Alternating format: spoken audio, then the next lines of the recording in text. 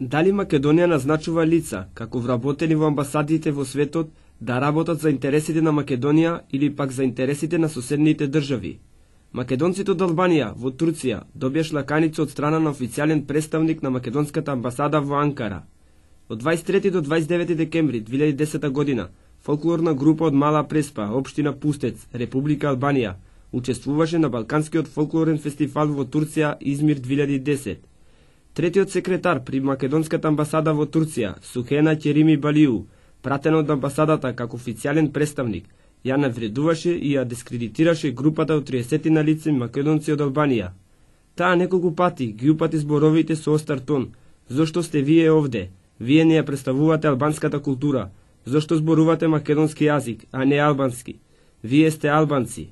По овие зборови, македонците, кои чувствуваат на Балканскиот фолклорен фестивал, биле понижени, навредени, дискредитирани од страна на представник на македонската амбасада во Турција. На фолклорниот фестивал имаше представници од 11 земји. Другите представници, како и од самите турци, имаа желба да слушнат и да научат и по некој збор на македонски. По ова што се случи, се поставува прашањето дали представниците на амбасадите низ светот се за одбрана на македонскиот јазик, македонската култура, македонскиот идентитет.